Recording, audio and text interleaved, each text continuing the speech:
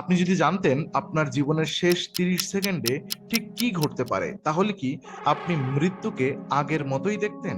সেই শেষ মুহূর্তে কি মানুষ সত্যিই নিজেকে পুরো জীবন এক ঝলক দেখে? তখন কি এখনো কিছু শোনা যায়, নাকি সবকিছু অন্ধকার হয়ে যায়? আশ্চর্যের বিষয় হলো, এই প্রশ্নগুলোর কিছু উত্তর আজ বিজ্ঞান দিতে শুরু করেছে। আর সেই উত্তরগুলো অনেক সময় কল্পনার থেকেও বেশি বিস্ময়কর। মৃত্যু এমন একটি সত্য যা পৃথিবীর প্রতিটি মানুষের জন্য অবধারিত। তবুও এটি মানুষের কাছে সবচেয়ে বড় রহস্যগুলোর একটি। হাজার বছর ধরে ধর্ম, দর্শন এবং সাহিত্য মৃত্যুর শেষ মুহূর্তকে ব্যাখ্যার চেষ্টা করে আসছে। কিন্তু গত কয়েক দশকে চিকিৎসা বিজ্ঞান, স্নায়ুবিজ্ঞান এবং নিবিড় পরিচর্যা প্রযুক্তি উন্নতির কারণে বিজ্ঞানীরা এই প্রশ্নের আরও কাছাকাছি পৌঁছেছেন। তবে শুরুতেই একটি বিষয় পরিষ্কার করে নেওয়া জরুরি। মৃত্যুর আগে শেষ 30 সেকেন্ড সব মানুষের জন্য একরকম নয়। দুর্ঘটনা, হৃদযন্ত্রের ক্রিয়া বন্ধ হয়ে যাওয়া, দীর্ঘ অসুস্থতা বা অন্য কোনো কারণে মৃত্যুর প্রক্রিয়া ভিন্ন হতে পারে।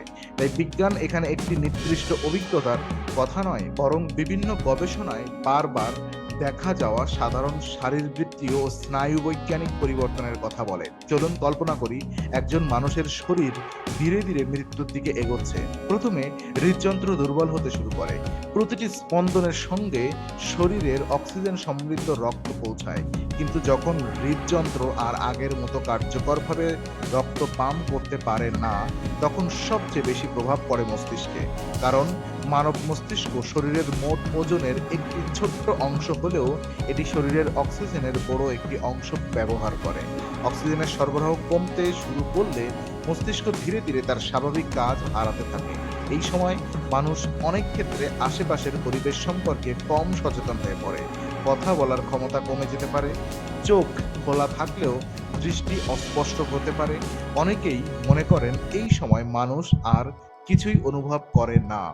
কিন্তু গবেষণা বলছে বিষয়টি এতটা সরল নয়। কিছু গবেষণায় দেখা গেছে মৃত্যুর একেবারেই কাছাকাছি অবস্থায়ও শ্রবণ শক্তি তুলনামূলকভাবে দীর্ঘ সময় সক্রিয় থাকতে পারে।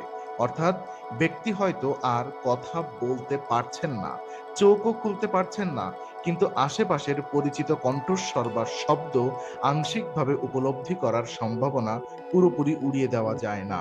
এই কারণেই অনেক চিকিৎসক এবং প্যালিয়েটিভ কেয়ার বিশেষজ্ঞ পরিবারের সদস্যদের পরামর্শ দেন শেষ মুহূর্তেও প্রিয়জনের সঙ্গে শান্তভাবে কথা বলতে। কারণ আমরা নিশ্চিতভাবে জানি না ঠিক কোন মুহূর্তে পর্যন্ত সেই শব্দ মস্তিষ্কে পৌঁছাতে পারে। এখন প্রশ্ন আসে, শরীরের ভেতরে তখন আর কি ঘটছে? রক্তচাপ ধীরে ধীরে কমে যায়, হাত পা ঠান্ডা হতে শুরু করে, শরীর নিজের শক্তি বাঁচাতে গুরুত্বপূর্ণ অঙ্গগুলোর দিকে রক্ত প্রবাহকে অগ্রাধিকার দেয়। শ্বাস প্রশ্বাসের ধরনও বদলে যেতে পারে, কখনো খুব ধীরে, কখনো কয়েক সেকেন্ডেরও বিরতি, আবার কখনো তুলনামূলক দ্রুত শ্বাস নেওয়া। এগুলো মৃত্যুর আগে অনেক ক্ষেত্রেই দেখা যায়। চিকিৎসা বিজ্ঞানে এটি একটি পরিচিত প্রক্রিয়া। এটি কোনো রহস্যময় ঘটনা নয়, বরং শরীরের শেষ পর্যায়ের শারীরবৃত্তীয় পরিবর্তনের অংশ। এরপর আসে সবচেয়ে আলোচিত প্রশ্নগুলোর একটি। অনেক মানুষ মৃত্যুর খুব কাছাকাছি গিয়ে ফিরে আসার পর বলেন তারা অদ্ভুত কিছু অনুভব করেছিলেন। কেউ উজ্জ্বল আলো দেখেছেন বলে দাবি করেন, কেউ অনুভব করেছেন যেন নিজের শরীরকে বাইরে থেকে দেখছেন। কেউ আবার বলেছেন জীবনের অসংখ্য স্মৃতি মুহূর্তের মধ্যে চোখের সামনে ভেসে উঠেছিল। এই অভিজ্ঞতাগুলোকে সাধারণভাবে নিয়ার ডেথ এক্সপেরিমেন্ট বা মৃত্যুর কাছাকাছি অভিজ্ঞতা বলা হয়। এখানে একটি গুরুত্বপূর্ণ বিষয় মনে রাখা দরকার। এই অভিজ্ঞতাগুলোর বাস্তবেই মানুষ বর্ণনা করেছেন, কিন্তু সেগুলোর কারণ কি সে বিষয়ে বিজ্ঞান এখনো চূড়ান্ত সিদ্ধান্তে পৌঁছায়নি।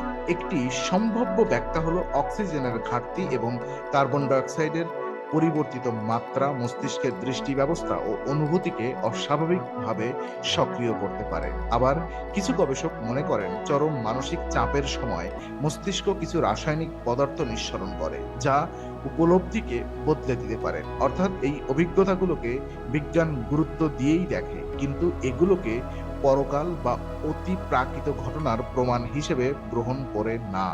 এখন আসা যাক সেই শেষ 30 সেকেন্ডের দিকে। ধরুন হৃদযন্ত্র হঠাৎ সম্পূর্ণ বন্ধ হয়ে গেল। একসময় ধারণা ছিল হৃদযন্ত্র থামলেই মস্তিষ্কও সঙ্গে সঙ্গে নিস্তব্ধ হয়ে যায়, কিন্তু আধুনিক গবেষণা দেখাচ্ছে বাস্তবতা কিছুটা ভিন্ন হতে পারে। হৃদযন্ত্র বন্ধ হওয়ার পরও কয়েক সেকেন্ড থেকে কিছু ক্ষেত্রে অল্প সময়ের জন্য মস্তিষ্কে বৈদ্যুতিক কার্যকলাপ পুরোপুরি বন্ধ হয়ে যায় না, বরং কিছু প্রাণীভিত্তিক গবেষণা এবং সীমিত মানব গবেষণায় দেখা গেছে এই সময় কিছু উচ্চমাত্রার স্নায়বিক কার্যকলাপ অল্প সময়ের জন্য দেখা দিতে পারে। এখানেই শুরু হয় সবচেয়ে বড় রহস্য। কিছু বিজ্ঞানী ধারণা করছেন এই ক্ষণস্থায়ী কার্যকলাপ হয়তো মস্তিষ্কের শেষ সংগঠিত প্রতিক্রিয়া। আবার অন্য গবেষকরা সতর্ক করে বলেন এই তথ্য এখনো খুব সীমিত এবং এর ভিত্তিতে মানুষের সচেতন অভিজ্ঞতা সম্পর্কে নিশ্চিত সিদ্ধান্ত নেওয়া সম্ভব নয়। অর্থাৎ মৃত্যুর আগে পুরো জীবন সিনেমার মতো চোখের সামনে ভেসে ওঠে এমন দাবির পক্ষে এখনো শক্ত বৈজ্ঞানিক প্রমাণ নেই। তবে এটুকু বলা যায়, মৃত্যুর মুহূর্তে মস্তিষ্ক সম্পূর্ণ নিষ্ক্রিয় হয়ে যায় এই ধারণাটিও এখন আর আগের মতো সরল নয়। আর এখানেই রয়েছে এই বিষয়টির সবচেয়ে বড় মোড়। আমরা সাধারণত মনে করি মৃত্যু একটি নির্দিষ্ট মুহূর্ত, যেন একটি সুইচ বন্ধ হয়ে গেল আর সব শেষ। কিন্তু চিকিৎসা বিজ্ঞান বলছে মৃত্যু আসলে একটি প্রক্রিয়া। হৃদযন্ত্র থেমে যাওয়া, শ্বাস বন্ধ হওয়া, মস্তিষ্কের কার্যকলাপ কমে যাওয়া এবং শেষ পর্যন্ত মস্তিষ্কের স্থায়ীভাবে কাজ বন্ধ হয়ে যাওয়া, এসব একসঙ্গে একই সেকেন্ডে ঘটে না। বিভিন্ন অঙ্গ ভিন্ন ভিন্ন সময়ে তাদের কার্যক্ষমতা হারায়। অর্থাৎ মৃত্যু কোনো একক ঘটনা নয়, এটি একটি ধারাবাহিক জৈবিক পরিবর্তনের শেষ অধ্যায়।